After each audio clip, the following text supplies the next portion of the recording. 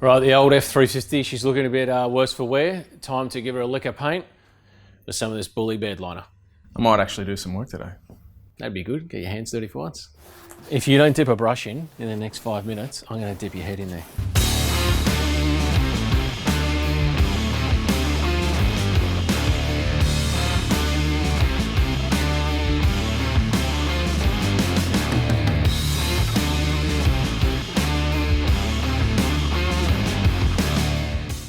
So there are the F-Truck's ramps. They are off at the moment because she's out there having a bit of a spring clean. So got my sandpaper drawer, as it says, open, and it's open for good reason. I'll just take you out here. I'll take a look why. So just to make it easier to clean the bed, I took the ramps off, and the reason I'm cleaning is because it's time to actually paint this thing. Before I send it to roadworthy, I actually want it to look presentable. So first protocol is wire wheel, and I just got that onto here to really get up some of the, attack the trouble areas at first, smash those out. Once I'd done those along most of the bed here, jumped straight over to the sandpaper. So got this on just a 125mm orbital sander, pretty aggressive because I just wanted to do a real hard cut back. You can see some of the marks it's leaving there. So once this was cut, you can see there's a lot of dirt and grease on here still. So the next step is this here. We'll whack that on, add some bloody elbow grease onto it, and we'll clean it all down. And then more than likely, what I'll do for the exposed areas like this where there is now some surface rust on them, I'll just spray that in a rust converter.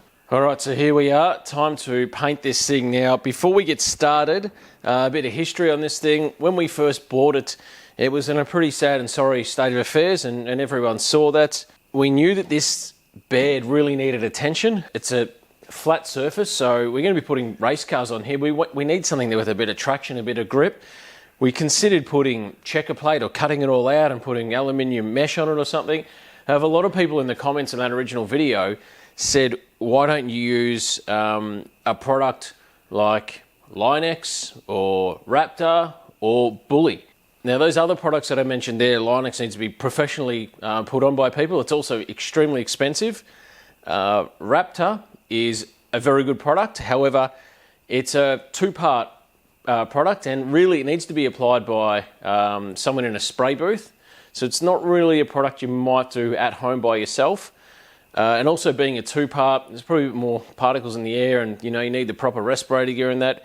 The other product is this one, is Bully. Now, this really interested me. I'd done a fair bit of research. I looked up about it, I read up about it, and I come across the guys at Car Builders and their YouTube channel, and they had a whole heap of videos on this product. And the best part about this is it's, as you see there, what you see is what you get. It's a one part and it's water-based. So the best part about that is it's much safer. It's much easier to use. I mean, it's literally a case of undo the cap, mix it a bit, put this in, screw it on, put your air hose on here, and you're right to go. So for someone like me who is honestly, I am a complete idiot when it comes to painting. I'm not a painter's bootstrap. This is exactly the kind of thing I need. So we're going to give you the quick take on how to apply the Bullyliner. Now, the first thing you're going to want to do is get some sandpaper. Now, I've got some 120 grit here. Now, this is designed to go on an orbital. You can use your square sheet, sand by a block, however you want to do it. You can get away with coarse grit paper here, like 80 grit. The texture paint will cover it. You won't get any shrink back. I'd probably go up to 180, but I wouldn't go any finer. So you want to sand all the surface. If you've got an old four-wheel drive, something where all the clear's flaked off, your key is to scuff through the paint. You're not trying to scuff through right through to the steel. If you do scuff through to the steel, you're going to want to use an etch primer to seal up the steel and then go over the top of it. Simple principle here is if you paint a gloss, it's not going to stick, it's going to come off, so just sand it. Then you're going to wipe it down with like a wax and grease remover. You can use a solvent base or you can use a water based, as long as it's dust free, grease free. At that stage you probably want to wear gloves so the oils that come out of your skin don't contaminate the surface before you put the paint on. Now the Bullies are water based, ready to go, no need to add any hardener. What I usually do, my personal preference is I'll run my compressor anywhere between 80 to 100 on the regulator, and what you'll find is it's going to vary on trying to fill up the tank. Usually if you're DIY at home, you're going to have a small compressor.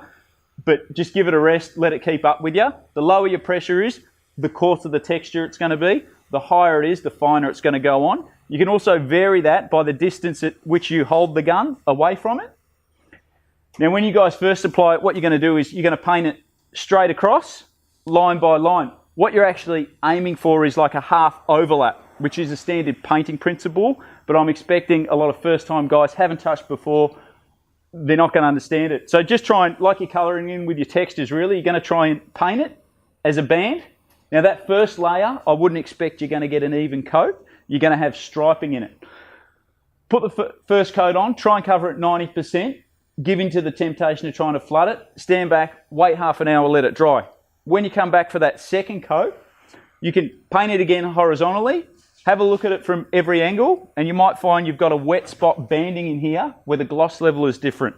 Stand back, and what you can do is just haze over it with a 45 direction, and then come back at it a 45 direction. It'll even it out, but you'll look at it and you won't see any patching or gloss differences in it. What we've done here is actually added a top coat clear. You've got to keep in mind, this product was designed as a ute liner to go in the back of your tub that's functional, so it's got grip. With grip, adds harder to wash. But typically in the back of your ute, you're not washing it out with a sponge and shamming it. Where these products are being pushed to, guys are starting to do the exteriors of their car, the expectation or how they're using it is different. This is where the clears come along. So you can see here, both of these have been exposed to dirt, both have been washed the same. The difference is you can run a chamois over this, so it almost gives it a slip resistance or like a Teflon coating that it's easier to maintain on the exterior of a car. So if you want to find out more about these texture coats, we do have a video of the creation of the Bandit, which covers the Bully water base and the Raptor, which is a 2-pack paint, also available in a tintable product.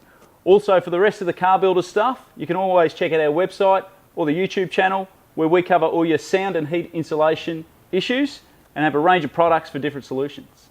So before I get too involved in this, I'm just going to spray a bit of a test patch here just to get the feel of the gun because this is an easy area to, if I don't like it, I'll just sand it back and start again, so it's no worries. So the first thing you want to do, but before you start painting, is wax and grease remover. This surface has also been pre-sanded down to about 80 grit, so if there was any clear coat or paint or whatever on it, remove that. On a surface like this where it is bare metal, you really probably should etch prime it first for proper adhesion. However, I've sanded it back and it's been a fair bit weathered, so I believe this should stick to it okay. Also have this on here which mask up anything you don't want to get paint on. I don't care about this, so it's getting paint on it.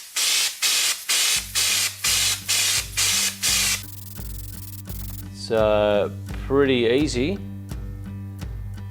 In fact, that's incredibly easy. Funny thing about it is it looks so wet, but it's just sticking to the surface and there's no runs and there's nothing moving. So I had the adjustment of whatever this is. I think that's air pressure essentially. I had that on full at first and it was probably coming out a bit too much. I think I've dropped it down to about half now, and half looks the business. There it is, my first test crack at it, and man, I'm mega happy with that. Look at that. That's come out looking killer.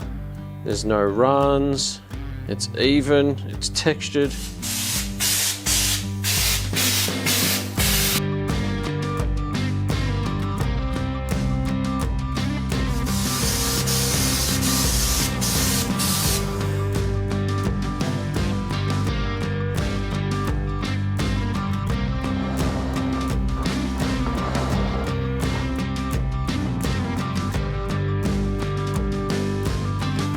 Let's just have a look at the bed. Couldn't paint this on the other side because it was hard up against the wall. I'll get to that. The truck is in here now and this looks killer. Have a look at that. This finish is great. I'm really, really impressed with how it's turned out. It is so easy to do because I'm a complete gronk when it comes to painting stuff, and this has come out looking killer. Now, the next part before we finish all this up is I've obviously got to paint the cab now, because I can't have this looking great and then this looking as totally ratty as hell, and that is just complete schmozzle. So next step is to paint the cabin. you know, one good turn deserves another. We're just going to use the bully again in Bully Blue. The paint has not stuck to here, and it's just all coming off it in giant chunks. So this is where preparation is absolutely key. The paint stuck to here fine, paint stuck to the roof fine. All I'm going to do is sand this back with like 120 or something, just to take, you can see the shine there. I'll take that shine right off. I'm going to paint strip this guard, etch prime it, so it's got something to stick to properly, and then we'll spray the whole cab in Bully after I mask off all the windows and whatnot. I think I'm going to spray this in the black Bully as well, so I think that'll be look, you know, instead of just having all the chrome and the silver and that, I think they'd be look pretty cool with it all blacked out, so we'll get into that. Paint stripper in action. You can see it just bubbling up there on the surface beautifully. So that's about it for all the prep. Prep is the hardest part, toughest part of this whole project. We've sanded, we've masked off, got the wax and grease remover. It's now ready for paint. It does take some time to do this, but the more time you spend prepping all your body work, the better the end result will be. So time to whack our gun into our Bully Blue Bully bed liner, start putting some colour on this thing and see how it goes.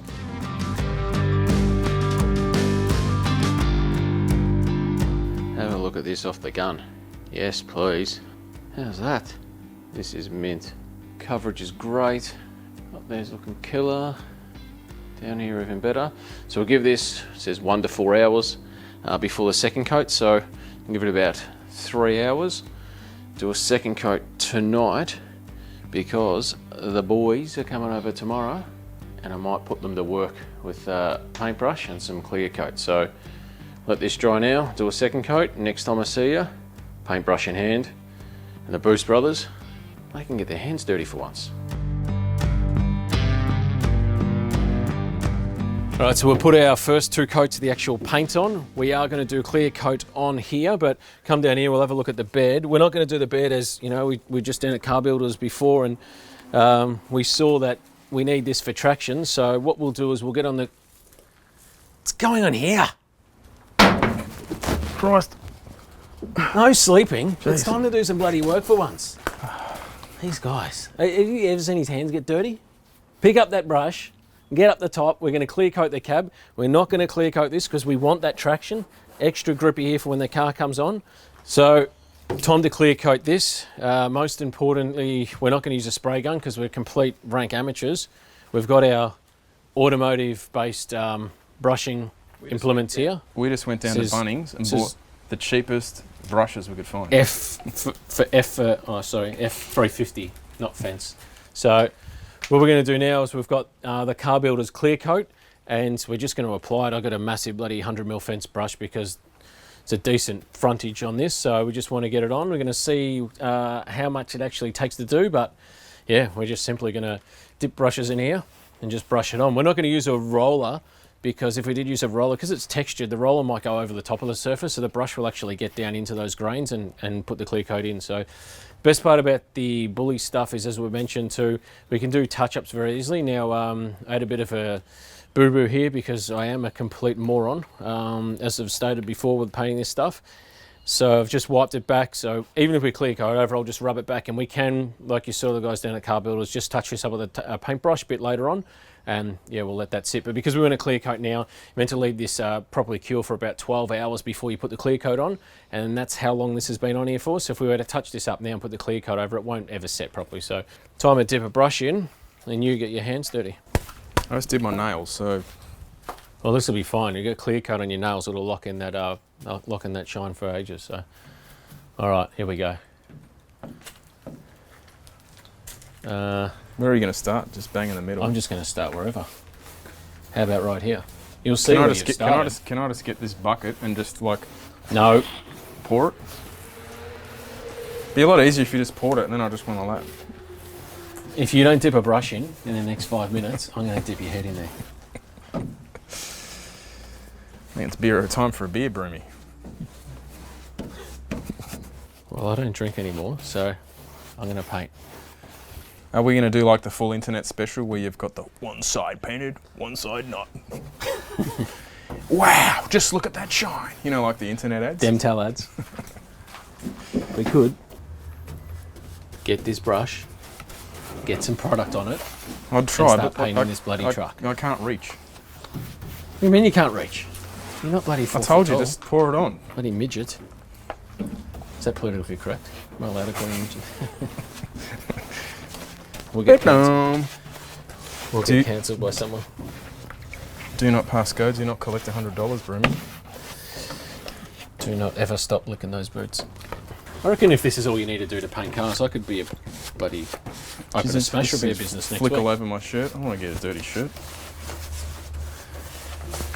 Look Sure, at I might have to get you to... ham-fisted technique. I'm not even on the brush properly. I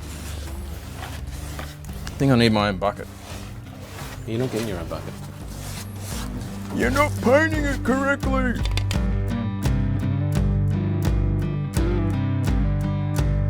I've already done all that part. It's all good. It doesn't look like it's done. There's gaps everywhere, holes. Please. Anywhere that's a mistake on this car, I'll just tell everyone use it anyway. We're good to go. Right, so that's it. Clear is on. We've used 1.5 tins of this, so plenty left over. It says here what the coverage is, and that seems about right. So it does say you can use do 2 coats and allow 2 hours between the coats.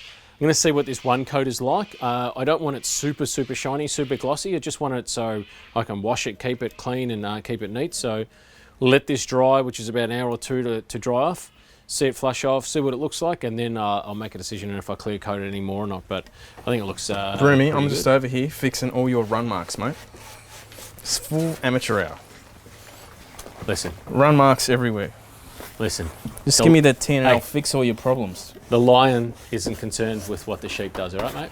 So you just keep on bootlicking over there, doing whatever you want. Looks like something my 5-year-old did. To camera pieces. Thanks, buddy. See, it's made from recycled tyres, environmentally friendly. This truck still runs an LPG. So it's made from recycled 275 radials. This is run from every MT in the country. But I think this truck is Greta approved. How dare you! This is a very sustainable tow truck. LPG, no emissions, recycled tyres, environmentally friendly. Hey, we're saving the planet here. Bit of ASMR. You literally just put Pepsi Max. Look, right here. Pepsi Max. That's a drop of Pepsi Max on the truck. It's been blessed with your favourite drink. Well, isn't that what they do when they send a giant yacht off to the ocean? They smash a bottle of champagne on it. Same. Just throw this on it. If anyone's wondering why I went to the effort of painting this thing, first of all, it looked hideous. Go back and look at a couple episodes, but this was the paint off the this guard. So that's how it came off. That's not a paint sample card. That's actual paint. That was the paint. You can see there it's undercoat there where it just has not stuck to the metal surface. So I had to, well, you ought to see, and take that back to bare metal. But that's it. That is not a paint sample card. That is the colour the truck used to be, and so we had to paint it because that useless. Right. So the F truck's all painted up. That's it for this episode. No thanks to me. Yeah, whatever. About time to get your hands dirty. Anyway, like, subscribe, share, all that kind of stuff. Blah, blah, blah. That helps a lot. Thank you. Next episode, time to get this thing roadworthy. So I'm going to take it down to old mate local roadworthy joint, get it roadworthy, and get this thing on the road finally. Tow some cars. Which episode are we fitting the nitrous bottles? That's episode the one where we want to blow up the Cleveland before we put the barrier in.